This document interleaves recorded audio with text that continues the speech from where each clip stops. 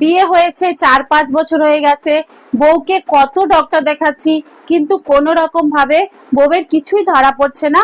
আমি কিন্তু তবুও কিন্তু আমরা বাবা বানতে পারছি না। এটার কারণ কি? বউয়ের তো কিছু ধরা পড়ছে না, তাহলে আমার তো কিছু নেই?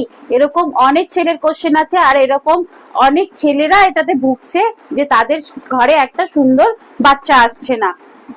এটার কারণ শুধু মেয়েরাই না, অনেক সময় কিন্তু ছেলেরাও হতে পারে। ছেলেরা নিজেরা কিন্তু ডক্টরের কাছে যাচ্ছে না, তারা এই নিয়ে লজ্জা পাচ্ছে যে আমাদের কবি হতে পারে, কিন্তু তারা বউকে সব রকম ভাবে টেস্ট করাচ্ছে, মানে উপরে নিজেরা কিন্তু টেস্ট করছে না। তাই বলছি, কোনো ছেলেদের যদি এরকম হয়ে থাকে, নিজেদেরকেও একটু টেস্ট করাবে। কারণ ছেলেদেরও কিন্তু যে লিকুইডটা আছে তার মধ্যে স্পামের কমি হতে পারে। মেয়েদের যেমন ডিমটা প্রয়োজন, ছেলেদের কিন্তু সে স্পামটাও প্রয়োজন। যদি আপনার মিসেসের ডিম ভালো থাকে আর আপনার যদি বীজটাই ভালো না থাকে, তাহলে কি করে দুটো একসাথে মিলবে আর ফার্টিলাইজ হবে? তো আজকে আমি বলতে চলেছি, এই যে লিকুইডটা আছে এর মধ্যে এই বীজের কমি কেন হতে পারে, আর এটা হলে আপনারা কি করবেন, কিভাবে আপনাদের ট্রিটমেন্ট করবেন, কি করে আপনারা জানবেন, আর এটার কারণ কি।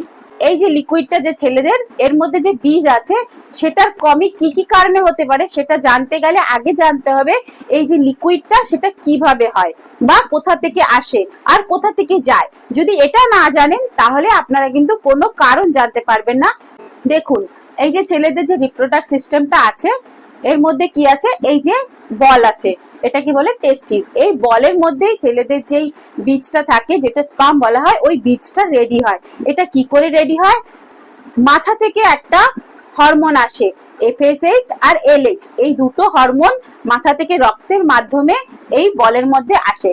এই বলের মধ্যে আসার পরে এই বল সেই হরমোন নিয়ে বীজ তৈরি করে। বীজ তৈরি করে সেটাকে এই যে উপরে যে এপিডার্মিস আছে সেখানে ম্যাচিওর করে। ম্যাচিওর করার পরে এই নালি দিয়ে এখানে আসে, এসে এই যে গ্ল্যান্ডটা আছে ছোট মতন, এই যে সেমিনাল ভেসিকল গ্ল্যান্ডটা আছে, এই গ্ল্যান্ড থেকে কিছু জুস নেয়। এই গ্ল্যান্ড ওই যে বীজটা আছে ওকে কিছু তরল পদার্থ প্রডিউস করে। ওখান থেকে তরল পদার্থ নিয়ে আসে পোস্টেড গ্ল্যান্ডে। পোস্টেড গ্ল্যান্ড কি করে? ওকে আরো বেশি পদার্থ নিঃসরণ করে, আরো বেশি তরল পদার্থ দেয়। এবার সবটা মিলিয়ে একটা গাঢ় হোয়াইট কালারের পদার্থ তৈরি হয়, আর সেটাই এই যে ইউরেথ্রা আছে এখান থেকে বাইরে বেরোয়, টিউবিটিন বা পড়ে। এবার সেই যে লিকুইডটা আছে সেই লিকুইডের মধ্যে কখনো কখনো এই বীজটা হয় না। কেন হয় না? শুধু লিকুইডটা কেন আসে? শুধু লিকুইড তো এখান থেকে ছাড়ে, তাহলে বল কিছু বানাচ্ছে না। এবার এই কারণটা জানতে গেলে আপনাদেরকে আমি বলবো, তো এই যে বীজটা কম হয়, এই বীজটা কখনো কখনো একদম জিরো হয়ে যেতে পারে, আবার কখনো কখনো খুব কম হতে পারে। এটার কারণ কি? এটার কারণ তিনটে পার্টে ভাগ করা হয়েছে। একটা হচ্ছে হরমোন, যেটা ব্রেন থেকে নিচে আসে, সেই জায়গাটা মানে তার হরমোনের কমি আছে, এই যে বল অব্দি আসছেই না। সেকেন্ড হচ্ছে বল অব্দি আসলো কিন্তু বলের মধ্যে কোনো খারাপই আছে, বল হরমোনটা নিয়ে বীজ তৈরি করতে পারছে না, এটা সেকেন্ড হলো।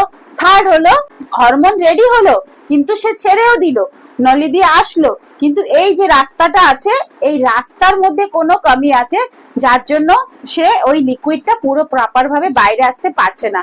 এই তিনটে কারণে কিন্তু তাদের যে বীজ আছে সেটার কমি হতে পারে। কোনো ছেলের যদি টিউবার এজ হওয়ার সাথে সাথে দাড়ি, গোপ, তার যে চেস্টে পশম, এইগুলো যদি না হয়, তাহলে বুঝতে হবে যে তার এই বীজের কমি হতে পারে। কেন? এই যে পশমগুলো আসে এগুলো পুরোটাই হরমোনের উপর নির্ভর করে, তার হরমোন নিঃসরণ কম হচ্ছে, যার কারণে তার এই পশমগুলো আসছে না। মায়ের পেটে যখন বাচ্চারা থাকে তখন তাদের বল পেটের মধ্যে থাকে, যখন বাচ্চা জন্ম হয় আস্তে আস্তে আস্তে আস্তে বলটা নিচের দিকে নামতে থাকে। এবার কোনো কারণে সেই বাচ্চাটার বলটা পেটের মধ্যে থেকে গেল, নিচের দিকে আসলো না, তাহলে কি হবে? লিকুইড হতে পারছে না। যদি বলেরই খারাপ থাকে তাহলে কি করে লিকুইড হবে? থার্ড কারণ হলো তাদের যে এই যে নার্ভগুলো আছে এগুলোর মধ্যে কোনো ইনফ্লামেশন হয়েছে, যেমন বলে না বলটা এরকম করে পেঁচিয়ে যাচ্ছে, তাদের যে নার্ভ আছে ওটার মধ্যে এরকম করে পেঁচিয়ে যাচ্ছে, এরকম যদি হয়, বা তাদের যে এই যে নলিগুলো আছে এর মধ্যে কোনো ইনফেকশন থাকে, পোস্টেড গ্ল্যান্ডের ইনফেকশন থাকে, ইউরেথ্রার যে ডাক আছে সেটা ওপেন থাকে, এই কারণগুলোর জন্য কিন্তু তাদের এই যে বীজটা কম হতে পারে। আর হচ্ছে যাদের ডায়াবেটিস থাকে তাদেরও কম হতে পারে। এছাড়াও মামস যাদের হয় তাদেরও বীজটা কম হয়। তো এই সব কারণগুলোর জন্য কিন্তু এগুলো দেখে কিন্তু আপনারা বুঝতে পারেন যে তাদের এই লিকুইডটা কম আছে। এছাড়াও ছেলেদের স্মল পেনিস, যেই সব ছেলেদের একদম ছোট থাকে, যাদের বলটা একদমই ছোট, যাদের বলটা বয়সের সাথে সাথে ম্যাচিওর হয়নি, একদমই ছোট আছে, তাদেরও কিন্তু এই প্রবলেমটা হতে পারে। যদিও এমন থাকলেই যে তাদের জিরো কাউন্ট হবে সেটার কোনো কথা নেই, তবুও এইসব সিমটম গুলো যদি থাকে, তাদের যে লিকুইড আছে তার মধ্যে বীজের পরিমাণ কমই থাকে। টেনশন না নিয়ে যাদের এরকম হচ্ছে, যাদের এরকম কম আছে, তারা কোনো দিকে না তাকিয়ে সোজা ডক্টরের কাছে যাবেন আর নিজেদের প্রপার ট্রিটমেন্ট করাবেন। ভয় পাবেন না, লজ্জা পাবেন না, কোনো কিছুতে লজ্জা না পেয়ে আপনারা আপনাদের প্রপার ট্রিটমেন্ট করেন আর আপনারা আপনাদের জীবনটাকে খুশি খুশি খুশি খুশি বানান।